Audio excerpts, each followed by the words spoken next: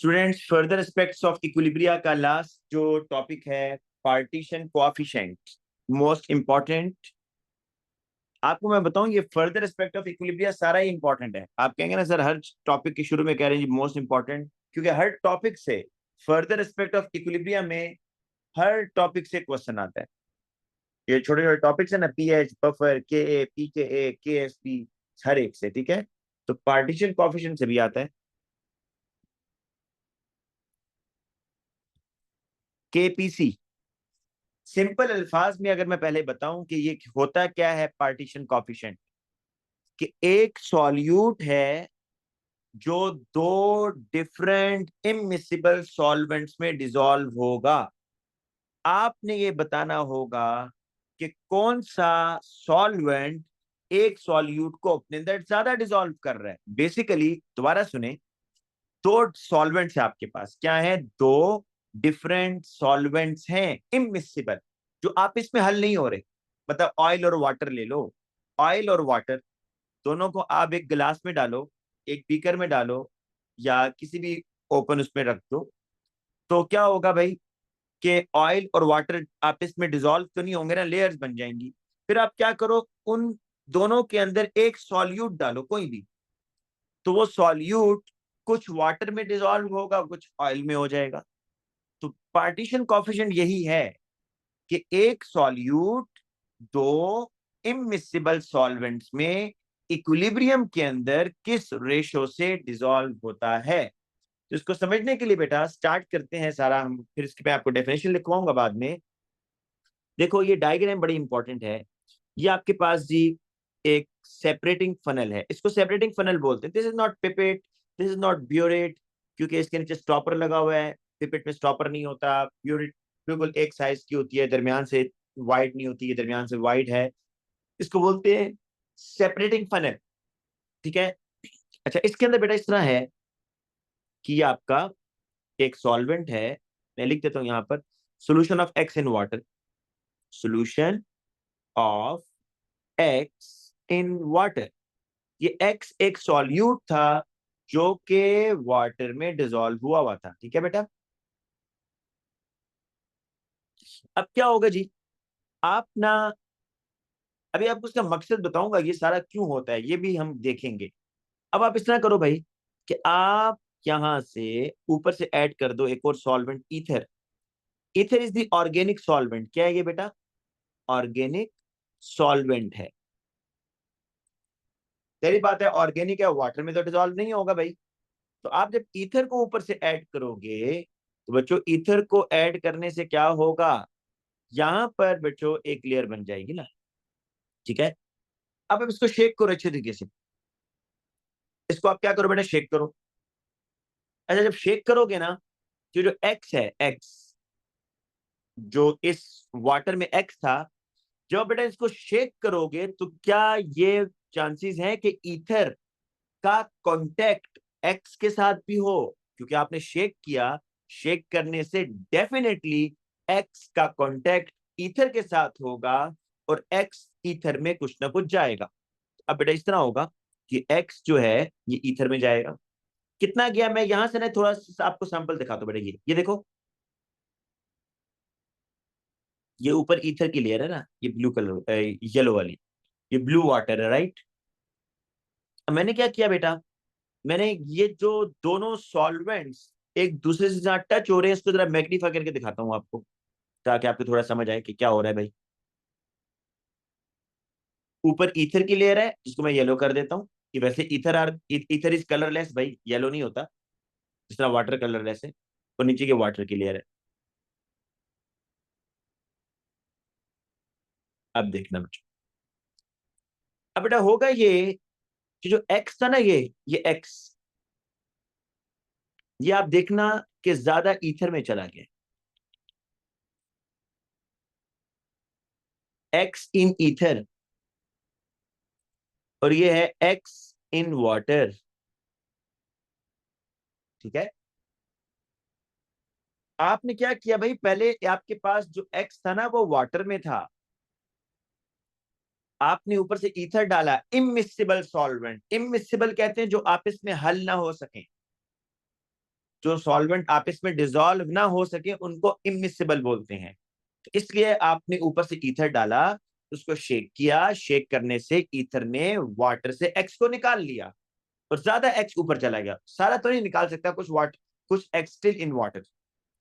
अब बेटा यहाँ एक इक्विलिब्रियम एस्टेब्लिश होगा। इधर इक्विलिब्रियम इस तरीके से कि अगर एक एक्स वाटर से ईथर में जा रहा है तो एक ही एक्स का मॉलिक्यूल ईथर से वाटर में भी आ रहा है।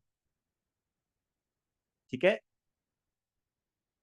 अच्छा, पार्टीशन कॉफिशिएंट क्या है? इट इज द रेशो है of solute by which it dissolves between two immiscible solvents at equilibrium. मैं इसको लिख देता हूं बेटा, इसकी डेफिनेशन। इसको पार्टीशन कॉफिशिएंट की जगह डिस्ट्रीब्यूशन कॉफिशिएंट भी कह सकते हो। कि सॉल्यूट जो है ना बेटा, सॉल्यूट वो डिस्ट्रीब्यूट हो रहा है किसके दरमियान? तो सॉल्वेंट्स के दरमियान। इसको इस तरह लिखो भाई कि it is the ratio by which solute dissolve between two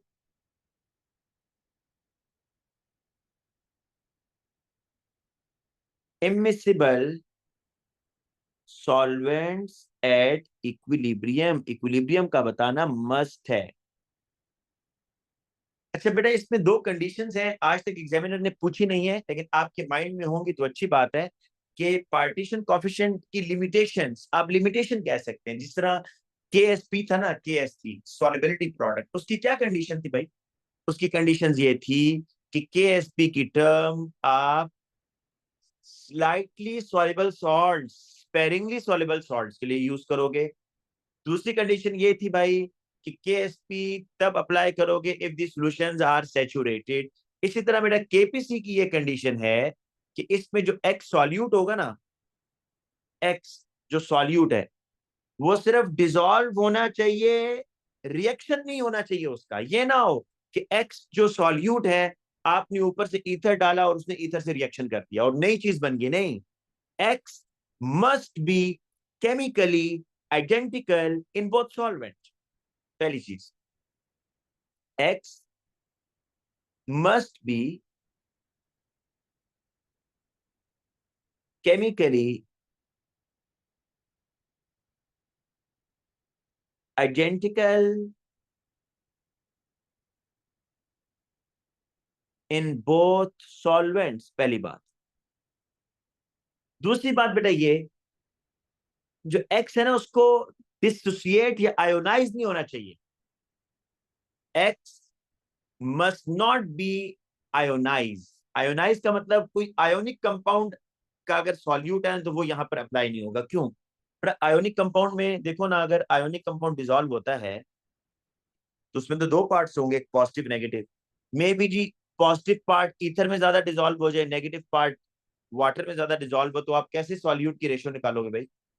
आप क्या पॉजिटिव के अलग और नेगेटिव के अलग? नहीं। तो इसलिए जो आपका सॉल्यूट होगा वो मस्ट बी कोवेलेंट होना चाहिए। Solute must be covalent, ionic नहीं होना चाहिए। ठीक है, तब आप केपीसी, केपीसी समझ लो कोवेलेंट कंपाउंड्स पर अप्लाई होता है उन सॉल्यूट्स के लिए जो कोवेलेंट इन नेचर है।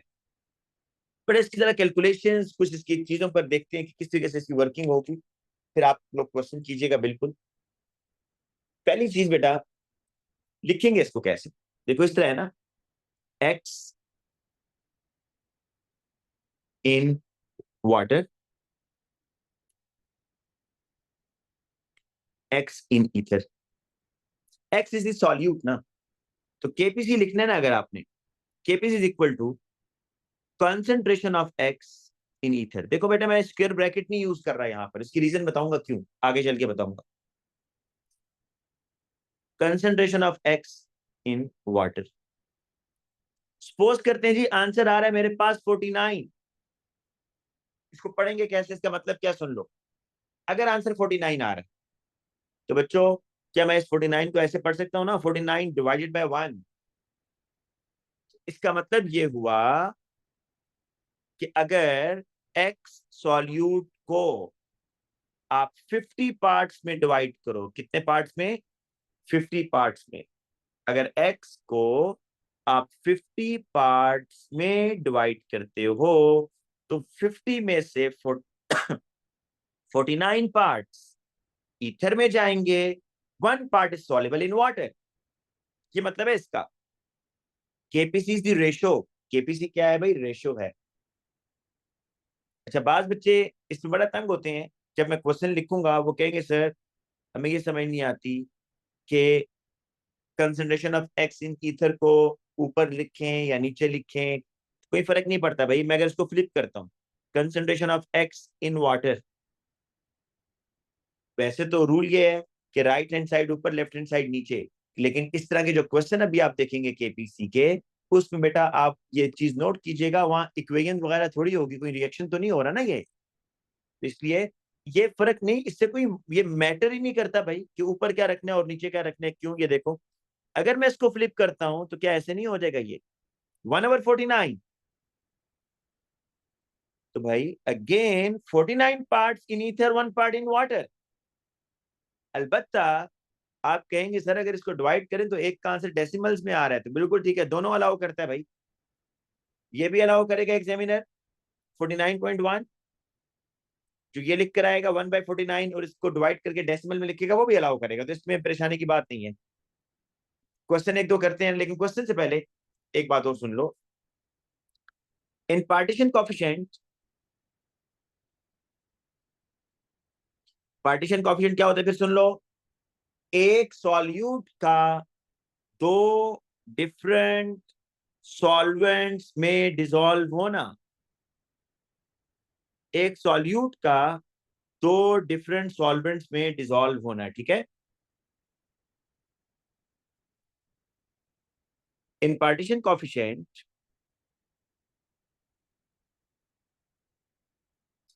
concentration units do not matter. Concentration units do not matter. अभी बता दो क्या मतलब। पहले देखो, partition coefficient is a simple ratio between the two concentration. इसको लिख लो, इस चीज को मैं नीचे लिख देता हूं, because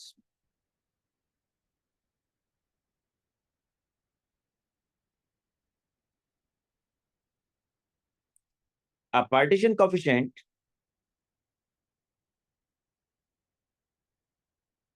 is a simple ratio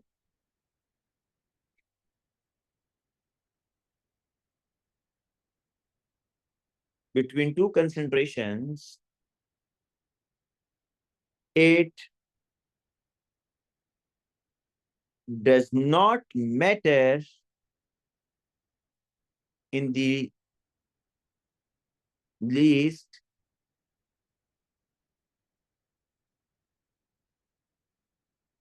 what units these concentrations are measured.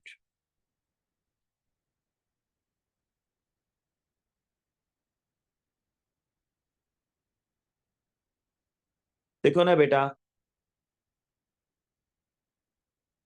provided they are both the same. This is important. Provided they are both the same. देखो बेटा, ये एक है रेशो है, अगर आपने दोनों यूनिट सेम ली हुई हैं ऊपर और नीचे, जो मैटर करता है कि both unit must be same, वो कट जाएंगी ना, तो जोन सी मर्जी यूनिट लो भाई। जब दोनों यूनिट कैंसिल आउट हो जाएंगे आपका आंसर सेम आएगा, चाहे एक बच्चा मोल पर क्यूबिक डेसीमीटर ले, एक बच्चा ग्राम पर क्यूबिक डेसीमीटर में ले, और एक बच्चा ग्राम पर क्यूबिक सेंटीमीटर में ले, मैटर ही नहीं करता। इन KPC you can use the unit mole per cubic decimeter, gram per cubic decimeter, और even gram per cubic centimetre. अभी एग्जांपल कराऊंगा तो क्लियर होगा भाई, अभी तो सिर्फ बातें लिख रहा हूं ना, अभी एग्जांपल करेंगे तो क्लियर होगा कि हो क्या रहा है। ठीक है, अब बेटा एक एग्जांपल बनाते हैं।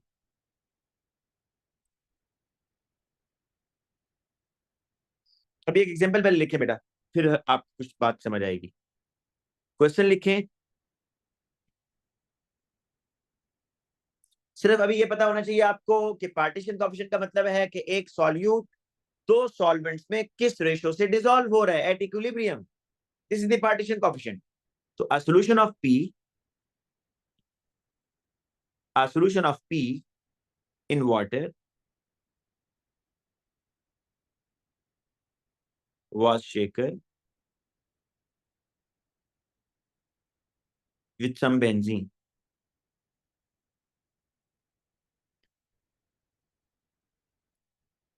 And the concentration of P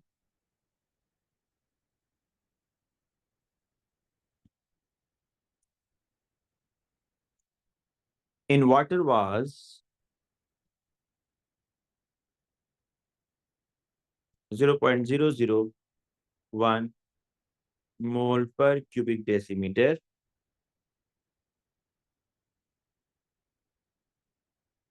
And its concentration in benzene was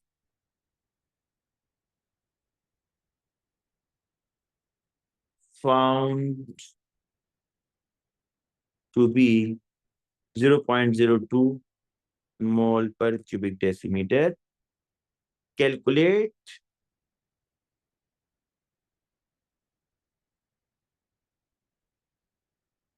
partition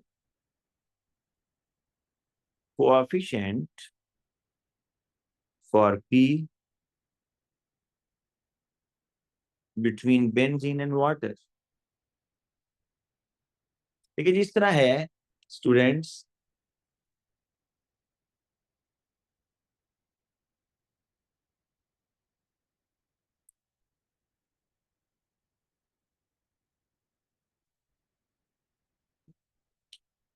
देखो a solution of P in water,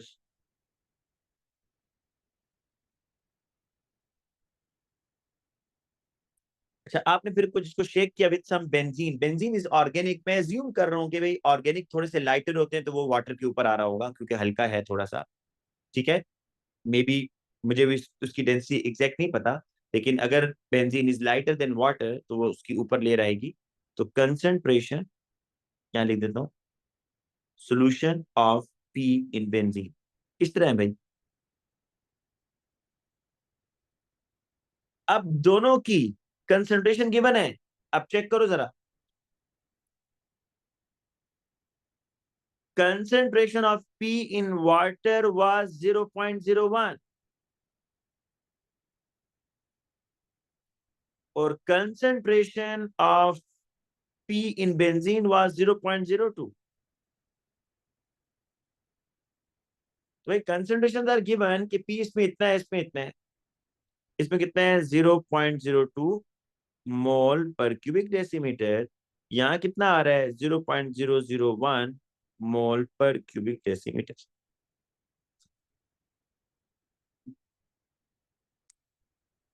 अब आपको एक बात बताता हूँ, मैंने आपसे कहा ना कि भाई आप केपीसी का जो फॉर्मूला होता है ना केपीसी का, अगर एक बच्चा ऐसे लिखता है concentration of P in benzene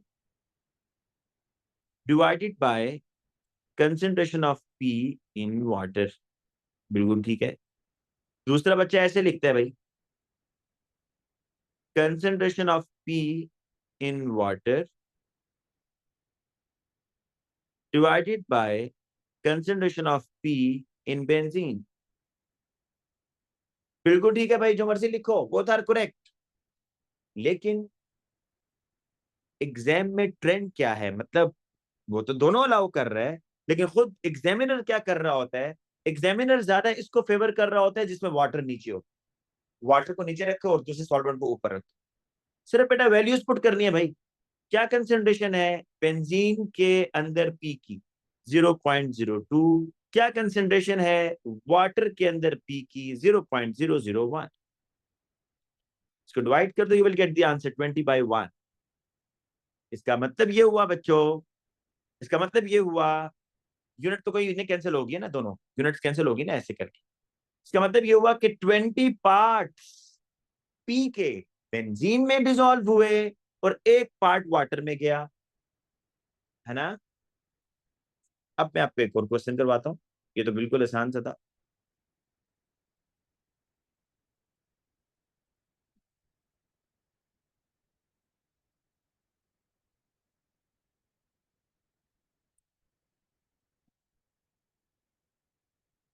अच्छा, अब बेटा इस तरह है, एक और क्वेश्चन करें, फिर मैं आप लोगों को अनम्यूट करता हूँ और क्वेश्चन पूछता हूँ। बेटा शुरू में ही ना एकदम ना कहना शुरू हो जाएगा, नहीं सर समझ नहीं आ रही, भाई थोड़ा सा टाइम दिया करें ताकि मैं चीजों को एक्सप्लेन करूँ ना, थोड़ा सा मुझे टाइम दिया करें, ठीक है।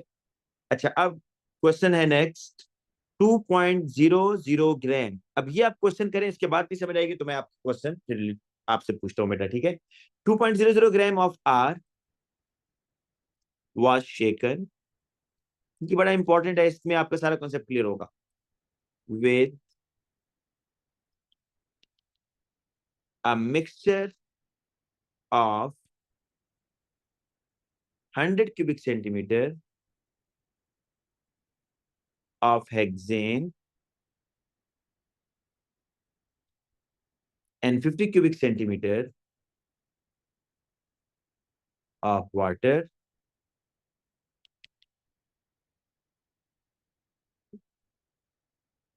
at equilibrium,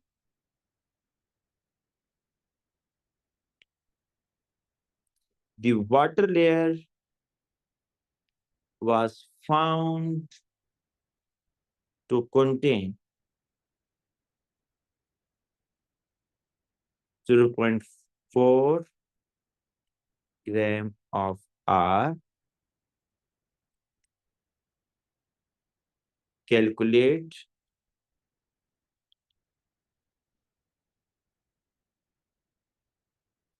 partition coefficient of R between hexane and water.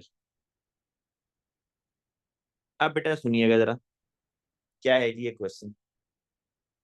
देखो अगेन मैं सेपरेटिंग फनल बना रहा हूं, इससे थोड़ी आसानी हो जाती है समझने में कि क्या हो रहा है।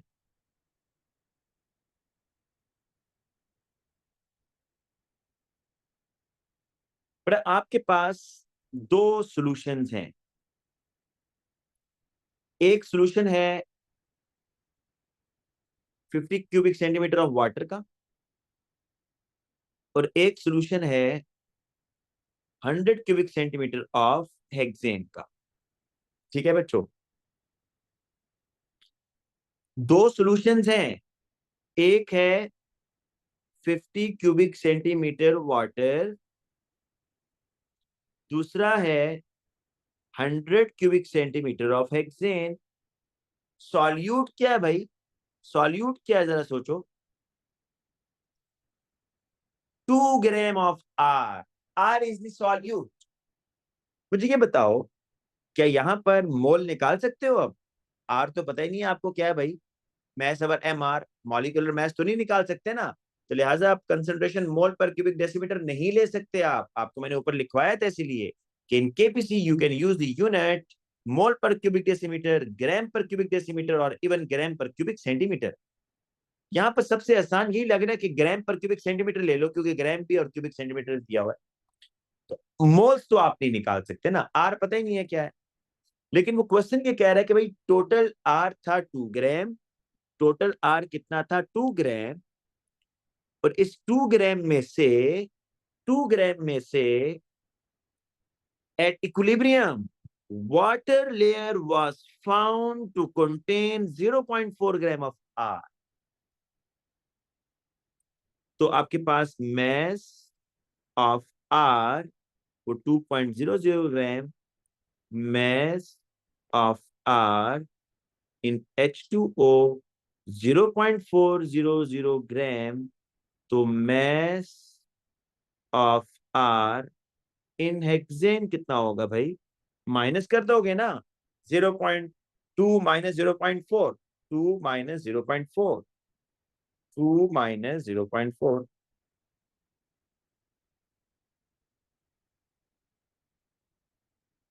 ठीक है बच्चों, सिंपल।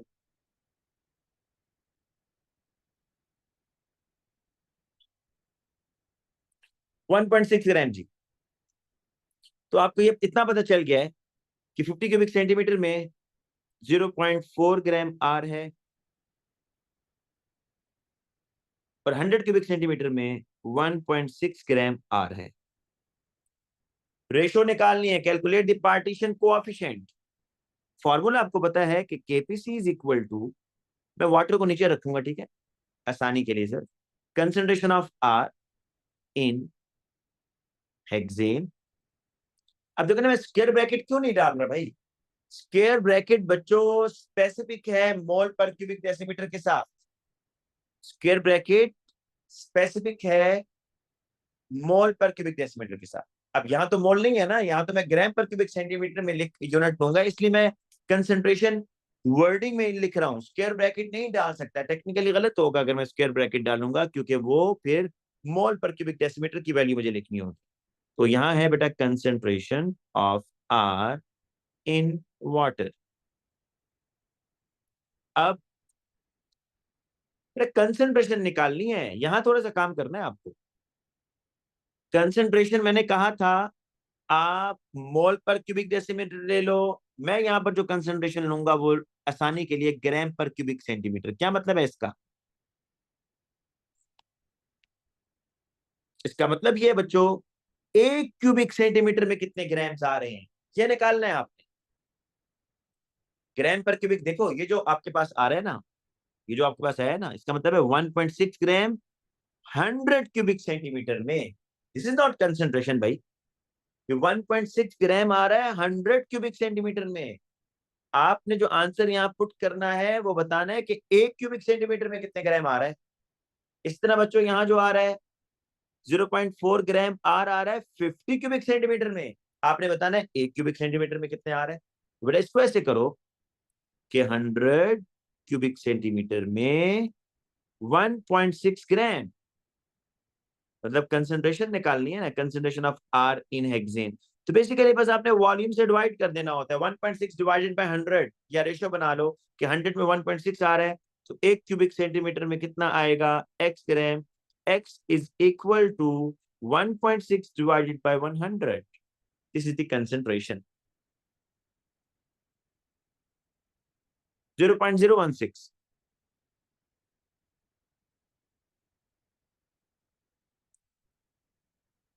इसी तरह बच्चों जब आपने concentration of R in water निकालने, देखो ये जो आर आ रहा है 0.4 ग्राम, ये 50 क्यूबिक सेंटीमीटर वाटर में है। तो भाई आपने एक क्यूबिक सेंटीमीटर वाटर का निकालना है, तो 0.4 डिवाइड बाय 50 कर लो, या रेशियो बना लो इस तरह करके। Concentration of R in water, थोड़ा सा बस टाइम दें फिर मैं बेटा आप लोगों के क्वेश्चन सुनता हूँ। 50 क्यूबिक सेंटीमीटर में 0.4 ग्राम, 1 क्यूबिक सेंटीमीटर में x ग्राम, तो यहां से x निकाल लो, 0.4 डिवाइडेड बाय 50, 0.008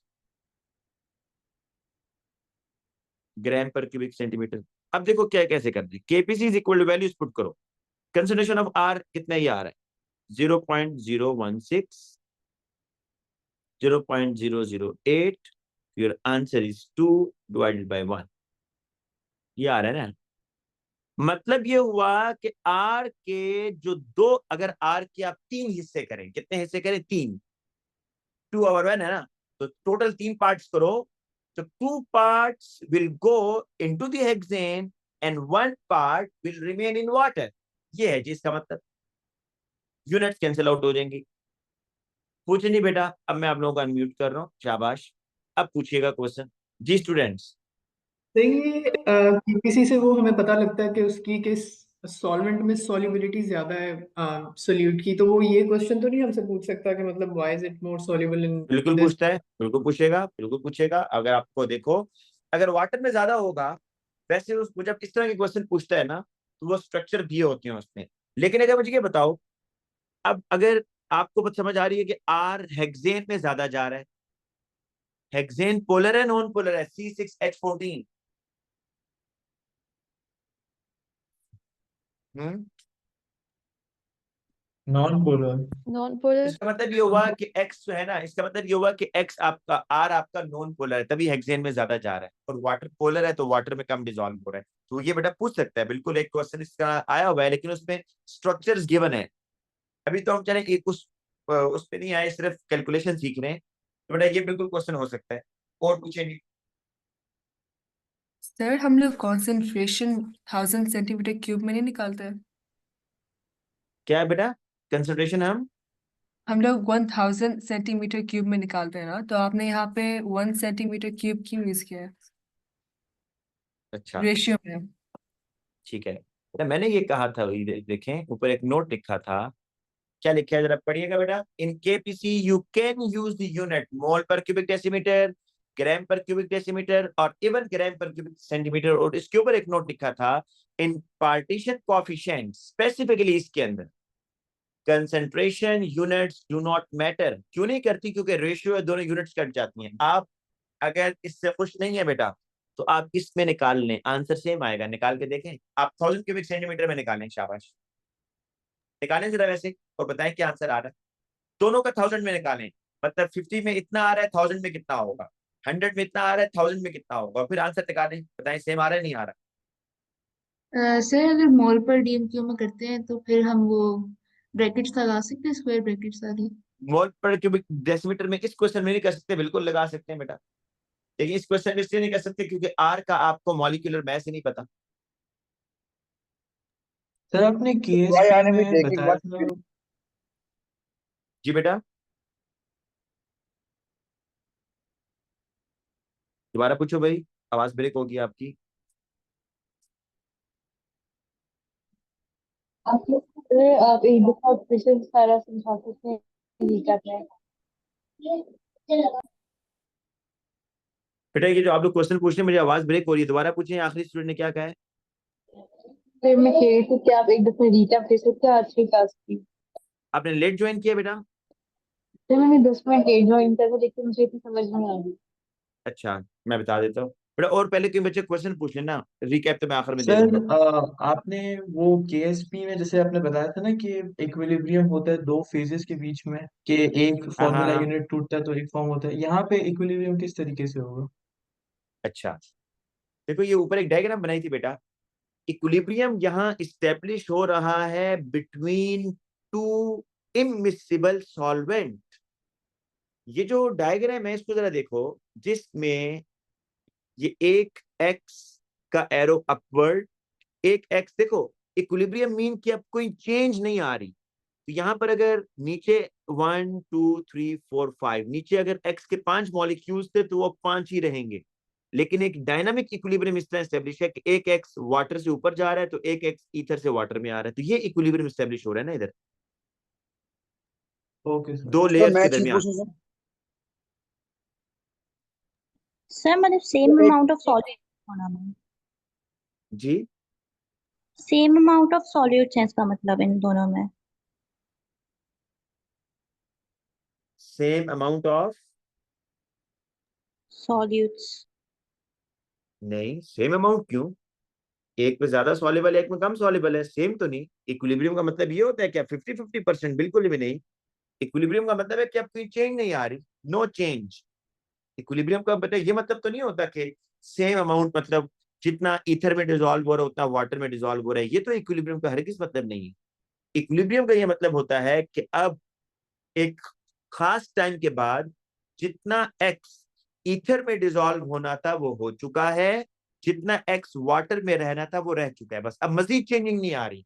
जब मजीद चेंजिंग ना आए तो आप कहते हैं reaction is at equilibrium. Okay.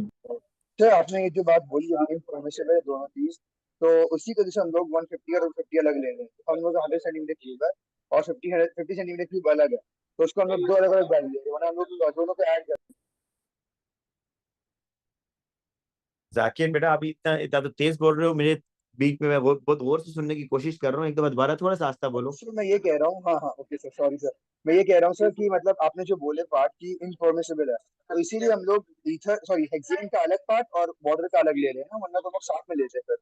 Exactly क्योंकि मिक्स तो नहीं हुआ ना भाई, अगर मिक्स होता तो ओके आपने ओके सर, 150 क्योंकि करना था। मैं जो कि लेक्चर में 10 मिनट लेट आया तो मैं थोड़ा आगे अभी समझ आ गया मुझे। मिक्स तो नहीं हुआ। अच्छा मैं अब जिन बच्चों ने कहा है कि सर इसको रिकैप दे, मैं रिकैप देता हूँ। देखो पार्टीशन कॉफिशिएंट या इसका दूसरा नाम है डिस्ट्रीब्यूशन कॉफिशिएंट। डिस्ट्रीब्यूशन मीन कि जो सॉल्यूट है आपका सॉल्यूट, वो डिस्ट्रीब्यूट होगा किसके दरमियान, दो सॉल्वेंट्स के दरमियान, मतलब ये दो सॉल्वेंट्स में कंपटीशन है कि कौन सा सॉल्वेंट सॉल्यूट को अपने अंदर ज्यादा डिसॉल्व करता है, लेकिन वो दो सॉल्वेंट्स ऐसे होने चाहिए जो आपस में हल ना हो। अच्छा बेटा, इसकी बहुत इंपॉर्टेंस है, आपको इसकी इंपॉर्टेंस भी बताता हूँ। चलिए ये क्यों करते हैं, देखो पहले इंपॉर्टेंस सुन लो। ये जो ऑर्गेनिक रिएक्शंस होते हैं ना, ऑर्गेनिक रिएक्शंस, ये आपको मैं नेक्स्ट क्लास में भी कराऊंगा बेटा, क्योंकि अभी इसकी जो पांच पेपर है वो नेक्स्ट क्लास में कराऊंगा, ये बात दोबारा भी रिपीट करूंगा, लेकिन एक दफा यहाँ भी सुन लो। ऑर्गेनिक रिएक्शन जब होते हैं तो उसमें जो आपके प्रोडक्ट बनते हैं ना, प्रोडक्ट के साथ साइड प्रोडक्ट भी होते हैं जो कि मोस्टली इनऑर्गेनिक होते हैं। जरा एएस केमिस्ट्री से याद करें ना, जब एक ऑर्गेनिक बनता था तो साथ में इनऑर्गेनिक वगैरह बनते थे, HCl या वाटर या अमोनिया, इस टाइप के रिएक्शन। जी सर। अब आप ये चाहते हो कि भाई जो आपका ऑर्गेनिक प्रोडक्ट है उसको आप इस इनऑर्गेनिक प्रोडक्ट से अलहदा करो। हैं तो दोनों सॉल्युबल, सेपरेट कैसे करोगे? तो एक तो तरीका ये था भाई, आपके जहन में आ रहा होगा कि सर इसको हीट कर दो ना। हीट करो तो एवापोरेट करके डिस्टिलेशन, नहीं, ऑर्गेनिक प्रोडक्ट को हीट नहीं किया जाता ज्यादा देर के लिए, वो डिकम्पोज हो जाते हैं। या सम टाइम आप अगर वाटर को एवापोरेट करवाना चाह रहे हो ताकि वाटर निकल जाए, पीछे ऑर्गेनिक प्रोडक्ट बच जाए, तो वाटर से पहले आपका ऑर्गेनिक एवापोरेट हो जाएगा, तो लिहाजा heating is not the option. आपने एक रिएक्शन किया ऑर्गेनिक, पर आप उसमें प्रोडक्ट को सेपरेट करना चाहते हो लेकिन विदाउट हीट। पता है क्या करोगे? जिस तरह ये था जी, आपका suppose x is the organic, आप इस सॉल्यूशन में से ना एक्स को निकालना चाहते हो, हीट नहीं कर सकते, हीट करने से आपको खदशा है कि आपका एक्स डिकम्पोज हो जाएगा, तो आप एक और सॉल्वेंट ऊपर से ऐड करो। लेकिन वो सॉल्वेंट जरा देख के ऐड करना, उसमें दो क्वालिटीज होनी चाहिए कि ये जो सेकंड सॉल्वेंट ऐड कर रहे हो ना, ये पहले सॉल्वेंट में सॉल्युबल नहीं होना चाहिए, ये ना हो दोनों आपस में हल हो जाएं। दूसरी, जो सेकंड सॉल्वेंट आप ऐड कर रहे हो ना, जो सॉल्यूट है एक्स, वो इसके साथ रिएक्शन नहीं करना चाहिए। मैंने यहां लिखा ना, x must be chemically identical, x chemically identical होना चाहिए, ये ना हो कि सेकंड सॉल्वेंट के साथ रिएक्शन करके कोई नई चीज बना दी है। तो अब आप ये चाहते हो भाई कि इस सोल्यूशन में से एक्स को निकालो, तो आपने सेकंड सॉल्वेंट डाला ईथर, शेक किया, शेक करने के बाद आपने उसको स्टैंड पर रख दिया। शेक करना है, शेक क्यों करना है? ताकि ईथर का एक्स के साथ कॉन्टेक्ट हो जाए। शेक करने के बाद स्टैंड पर रखा, तो बेटा कुछ एक्स, मैक्सिमम एक्स वाटर से ईथर में चला गया। फिर आप पता है क्या करो, ये स्टॉपर ओपन करो, स्टॉपर, स्टॉपर ओपन करोगे तो ये वाटर को सारा एक बीकर में खाली कर लो। हो जाएगा ना बेटा, बताओ, ये सारा वाटर एक बीकर में सेपरेट हो जाएगा, नहीं होगा? जी सर, हो। और ये लेयर आपको दिख रही होगी बड़ी क्लियर, भाई ये लेयर आपको बड़ी क्लियर दिख रही होगी कि लेयर आस्ते आस्ते नीचे मूव कर रही है। फिर आप क्या करो, जब वाटर सेपरेट हो गया ना, फिर आप एक और बीकर लो, नया बीकर, उसमें ये ईथर डाल दो। भाई ये ईथर वाला था ना, ये दूसरी लेयर उसमें डाल दो। आप में से किसी को पता है कि ether is highly volatile? Ether क्या होता है? हाईली वोलेटाइल होता है, बड़े आसानी से एवापोरेट हो जाता है। तो फिर क्या करो बेटा कि आप जो ईथर वाला बीकर है ना, उसमें से ईथर को एवापोरेट करवा दो रूम टेम्परेचर पर, हीट नहीं करनी भाई, खुद ब खुद एवापोरेट हो जाएगा। तो ईथर जब निकलेगा तो पीछे एक्स बच जाएगा, सेपरेट हो गया। ये तो मैंने आपको इसका पर्पस बताया, ठीक है, जो फिलहाल आज का टॉपिक नहीं है। टॉपिक है कि आपने कैलकुलेशन कैसे करनी है। केपीसी ये है कि भाई एक सॉल्यूट ने दो सॉल्वेंट्स के अंदर डिस्ट्रीब्यूट होना है एट इक्विलिब्रियम, और आपने इक्विलिब्रियम पर बेटा ये चेक करना है कि what is the concentration of X in ether and what is the concentration of X in water. तो मैंने आपसे ये कहा कि केपीसी एक आपका इक्विलिब्रियम कांस्टेंट है, अगेन ये टेम्परेचर के चेंज करने से चेंज होगा, लेकिन इसमें ये मैटर नहीं करता कि आप ऊपर क्या रख रहे हो नीचे क्या रख रहे हो, क्योंकि this is unit, this is ratio, ratio है। अगर आप x in ether divided by x in water, तो आंसर आ रहा है 49/1। अगर आप इसको फ्लिप करते हो तो आंसर आएगा 1/49। तो भाई रेशो तो सेम रही, पहले भी वाटर में 1% एक पार्ट गया था, अब भी वाटर में एक पार्ट जा रहा है, ठीक है, तो ये मैटर नहीं करता। दूसरी बात मैंने कही थी कि पार्टीशन कॉफिशिएंट के अंदर आप तीनों में से जो सी मर्जी यूनिट यूज कर लो, मोल per cubic decimetre, gram per cubic decimetre, gram per cubic centimetre. क्योंकि ये रेशियो है ना, तो यूनिट्स कैंसिल आउट हो जाएंगी। लेकिन मैटर ये करता है कि दोनों यूनिट सेम होनी चाहिए, जो ऊपर ले रहे हो वही नीचे होनी चाहिए। तीसरी चीज बेटा, अब ये जो क्वेश्चन मैंने करवाया था आपको, इसमें ये वाला आर वाला, इसमें आपको ये बताया था कि टोटल जो सॉल्यूट है ना आपका, वो 2 ग्राम है। 2 ग्राम आपने इसको डाला एक सेपरेटिंग फनल में, जिसमें वाटर 50 क्यूबिक सेंटीमीटर था, हेक्सेन 100 क्यूबिक सेंटीमीटर। तो आर वाटर में कितना डिसॉल्व हुआ 0.4, हेक्सेन में कितना हुआ 1.6 ग्राम। अब वो कह रहा है calculate the partition coefficient of R. Partition coefficient mean के आर की कंसंट्रेशन बताओ वाटर में और हेक्सेन में। भाई ये कंसंट्रेशन तो ना हुई ना, कंसंट्रेशन की यूनिट्स मैंने बताई हैं, मोल per cubic decimetre, gram per cubic decimetre, gram per cubic centimetre. तो मैंने ग्राम पर क्यूबिक सेंटीमीटर चूज कर लिया, आपको नहीं पसंद, आप ग्राम पर क्यूबिक डेसीमीटर ले लो, आंसर सेम आएगा। मैंने बताना है कि सर एक ये क्यूबिक सर रिपीट सेंटीमीटर। करें कि आपने, जी जी। सर प्लीज रिपीट कर दें कि जो आपने निकाला है mass of R in H2O अलग अलग, तो वो कैसे निकाला है? हाँ, उसने ये बताया था कि आर टोटल है 2, और ये बताया कि after achieving the equilibrium water में आर कितना चला गया।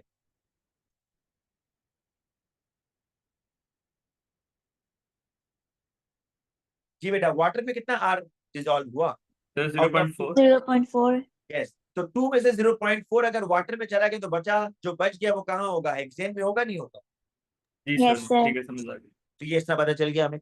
अब फिर सिर्फ हमने और सिर्फ कोशिश करनी है कि जो हमारे पास यूनिट्स आ रहे हैं, जैसे मैथ्स के यूनिट्स आ रहे थे ग्राम्स, और वो जो वॉल्यूम था उसका सीएम क्यूब था, तो हम ग्राम पर सीएम क्यूब ले लेंगे। अगर जो वॉल्यूम था वो डीएम क्यूब में होता तो हम ग्राम पर आपके ऊपर डीएम है क्यूब ले लेते। बेटा, ये टोटली आपके ऊपर डिपेंड करता है। अगर आप इससे खुश नहीं है ना, ग्राम पर क्यूबिक सेंटीमीटर से, आप इसमें, मैंने देखो मैंने कंसंट्रेशन 1 में निकाली है, आप ना निकालो 1 में, देखो मैंने इस तरह किया ना, आप करो कि मैं निकालता हूं दोबारा, concentration of R in hexane 100 cubic centimetre में कितना आ रहा है बेटा, 1.6 ग्राम ना।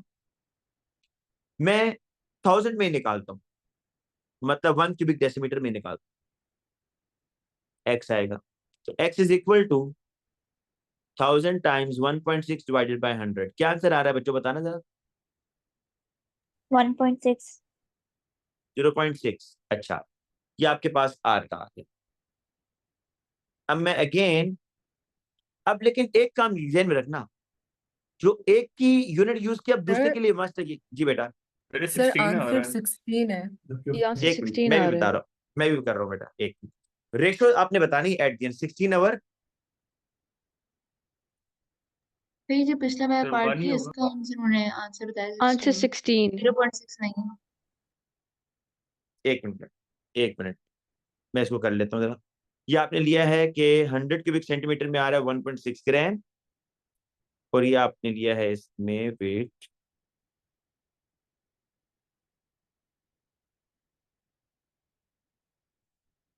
1000 में ना। ठीक है, मुझे एक मिनट सिर्फ करने दें, ठीक है। पहले कंसंट्रेशन ऑफ आर इन, दूसरा क्या है, वाटर है, ये निकालना है आपने।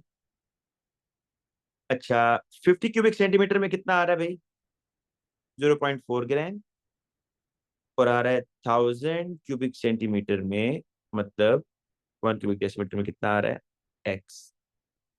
X is equal to 1000 times 0.4 divided by 50। इसका क्या आंसर आ रहा है बेटा, 8। 80। 8। सर इसका 8 आ रहा है और पिछले वाले का 16 आ रहा है। तो रेशियो क्या बनेगी भाई, 2/1। 16/2 और 16/8, और आंसर आ जाएगा 2। सर इसका पिछले 8 आ पार्ट रहा का है। जो आपने x निकाला है ना, वो गलत बताया था आंसर दूसरे बच्चे ने। इट्स 16। ठीक है, ठीक है बेटा। हाँ देखिए ना बेटा, ये इस तरह आ रहा है, ये आ रहा है ग्राम पर क्यूबिक डेसीमीटर, ये भी ग्राम पर क्यूबिक डेसीमीटर। अब बेटा आपने केपीसी निकालना है।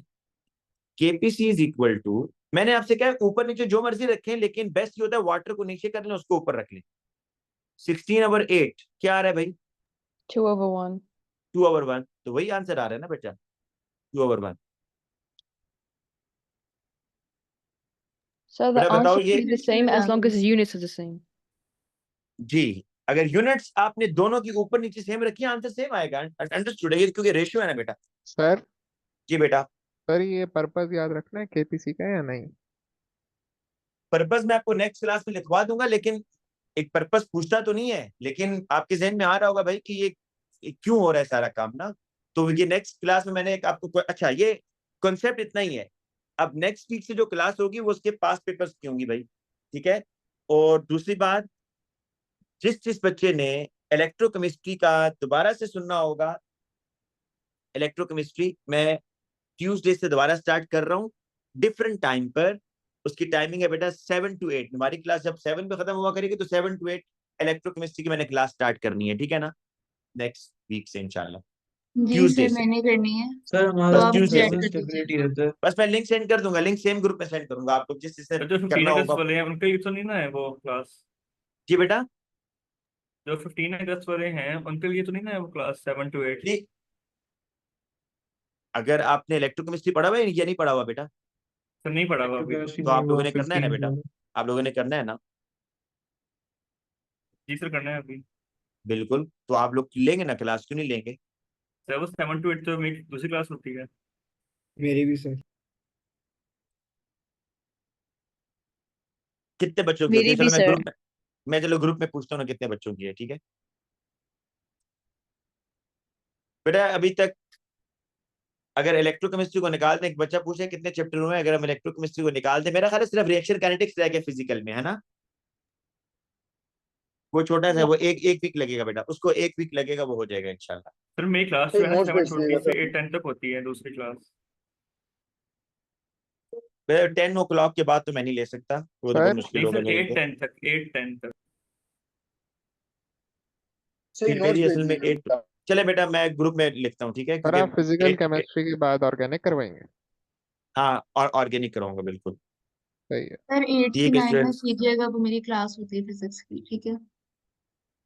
देखें या ना बेटा, फिर ये मसले हैं, चलो इसको डिस्कस करते हैं बेटा, ठीक है। ठीक है स्टूडेंट्स, अल्लाह हाफिज।